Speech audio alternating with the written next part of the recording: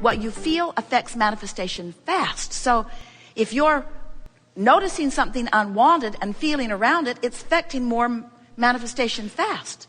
And you say, well, things aren't so good. Things could be a lot better. I don't like that, and I don't like that, and I don't like that, and I don't like that. And the universe says, well, then you're not going to like this, and you're not going to like this, and you're not going to like this, and you're not going to like this. And you say, right, I don't like that, and I don't like that, and I don't like that. I should call somebody. I should call somebody and ask them how they would like that, and that, and that, and that, and that.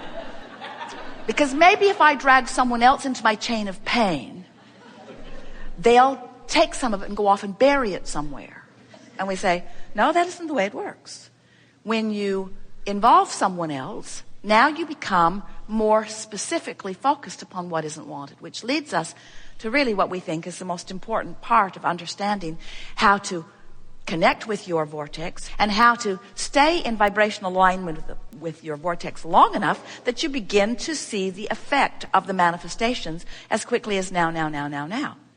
You were following us earlier when we were talking about the problem creates an equivalent solution.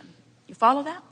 But they are different frequencies. So if you're fixated on the problem, you don't have access to the solution, not right now anyway. So the more you focus upon any problem, the more detailed it becomes. In other words, you get focused up on a problem and it comes from every direction. Have you noticed? Standing in line with strangers and they're talking about the very problem. Oh, I can't believe you're saying that. That just happened to me. So as you are focused with greater and greater detail upon the problem begins to gain more momentum. Now, it's a wonderful thing. It's also causing the solution to gain more momentum, but you're not a vibrational match to the solution, so the crevasse, the gap between where you are and who you really are gets wider and wider, and you feel worse and worse. So the more detailed you get, the more specific you get about a problem, the more you hold yourself in vibrational opposition to feeling good and to the solution to your problem and to being who you really are. And so if you are set on specific detail of unwanted things, that's what's going to come back to you. So you're just sort of holding yourself in that spiral of knowing what you don't want and getting more of it, knowing what you don't want and getting more of it, knowing what you don't want and getting more of it. Now, of course, you're not just doing that. You're focused upon a lot of things that you do want. But mostly, you're not doing very much of it on purpose. And the reason you're not doing very much of it on purpose is because most everybody you know, 99% of human population is offering your vibrational frequency in response to what you're observing. So if something good happens, you offer a good feeling response, and you goose a little bit more of that into your experience. But if something bad happens, or if you see something unwanted, then you're filling your vibrational coffers with that, so to speak. We've been talking about this vortex. You get it, don't you? Conceptually, it's an idea that you can wrap your thoughts around. And we've been letting you know that there is potentially a vibrational gap between who you really are, which is the done deal, the vibrational doneness, it's done, and what you have so far allowed to manifest because of what's going on vibrationally. And Esther said to Jerry the other day, you know, I realize that I've loved the idea of the vortex, and I have wanted to be in it as much as I can. So I have been approaching my reality by trying to think the thoughts that make me align with my vortex. Makes sense. Look for things to appreciate. Look for things to bask about. If I find myself feeling negative about something, pivot from it. Say to myself, I know what I don't want. What is it that I do want? Which is a logical approach to lining up with your vortex.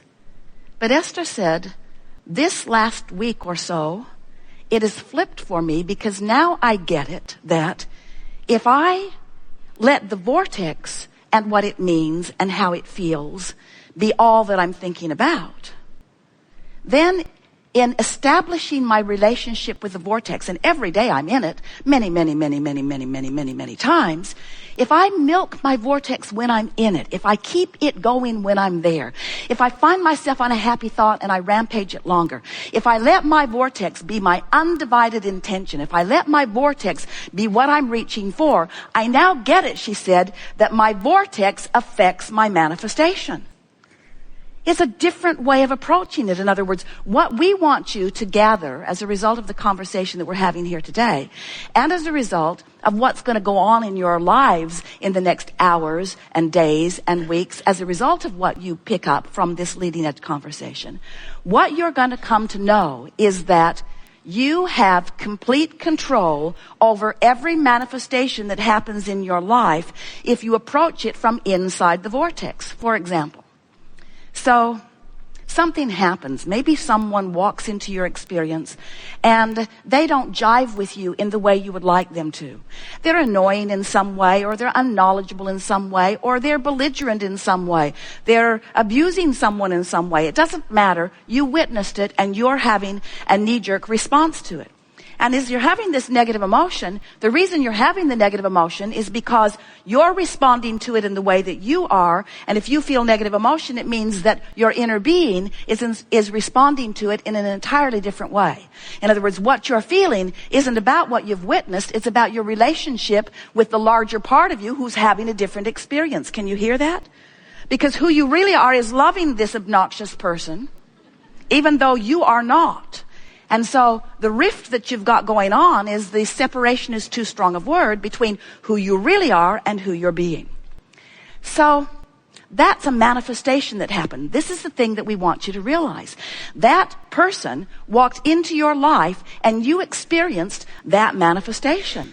When we talk about manifestations, we know you think we're talking about cars and empires and legacies and books and relationships and all those pinnacle sort of things that you have been thinking of in terms of goals that you're reaching for.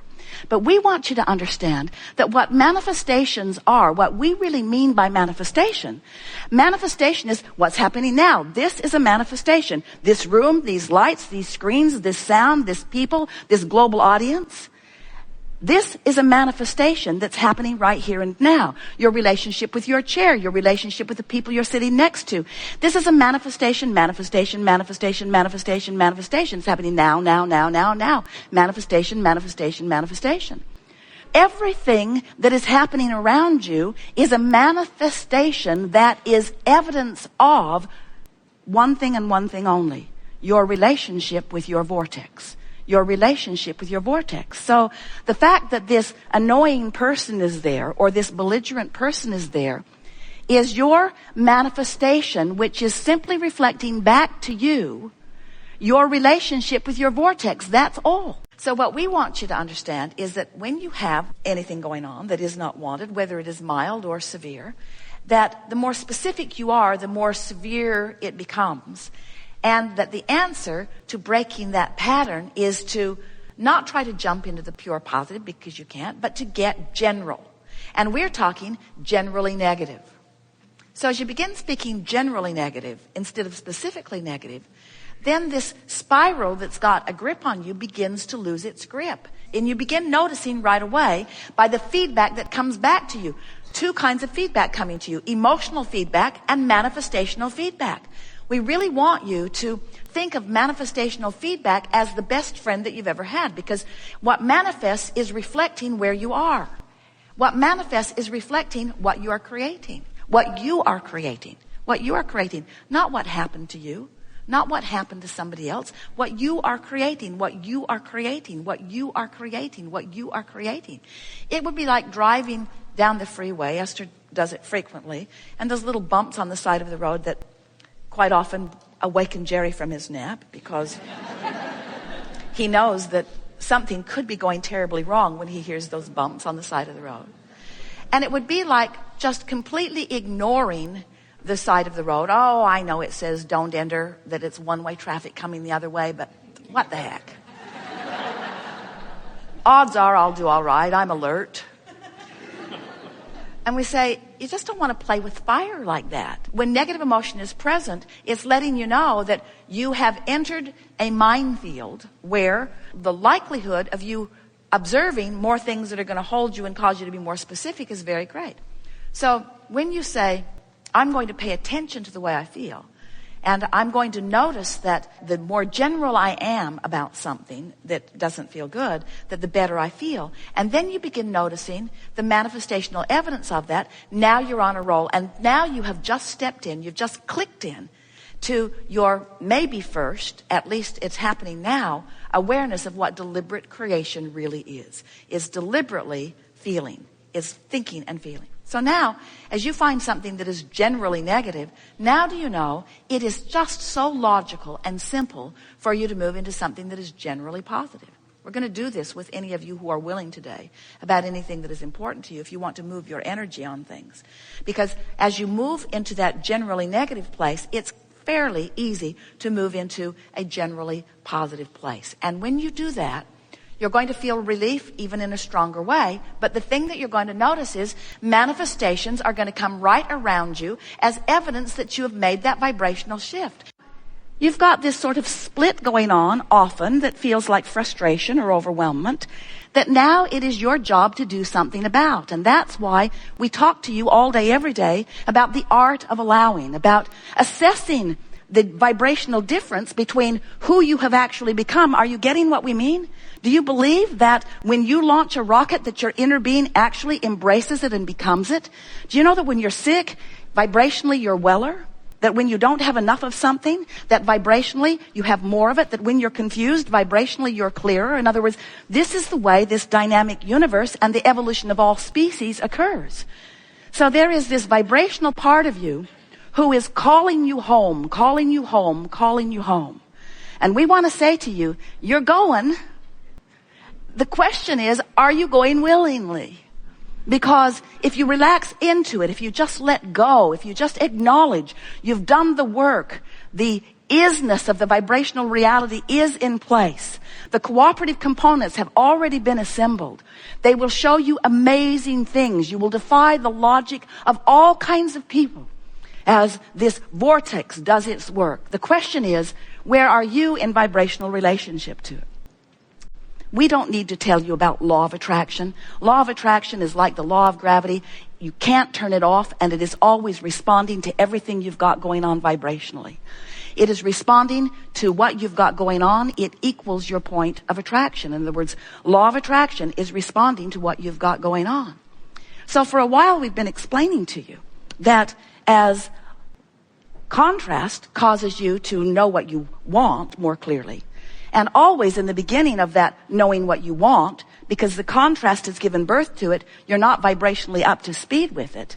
There is this vibrational gap that's going on because law of attraction is now responding to your inner being who is in the vortex, who is lining up all of the cooperative components big time in order to assist you in the full manifestation and realization of everything that you want.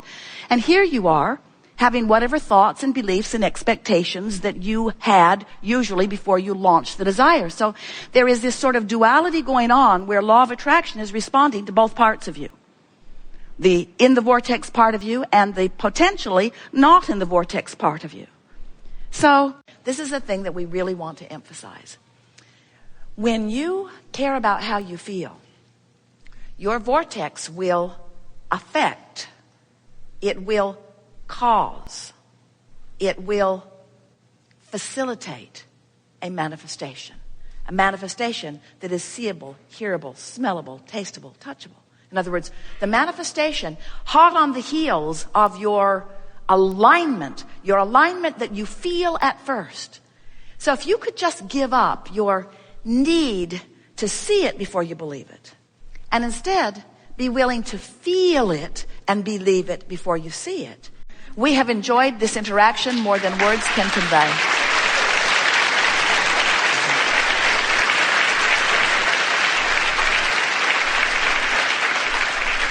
This has been a delicious unfolding and one of our favorites ever, in that there has been so much obvious manifestation on the heels of vibrational work of different people who have been in the audience. Haven't you enjoyed that? And don't you love knowing that manifestation is so close on the heels that you could call it instant manifestation? And don't you want to begin observing the manifestations, wanted and unwanted, as you reflect back the vibrational stance that you had going? Don't you think that this understanding is going to put you in the driver's seat of everything that's going to be coming to you from now?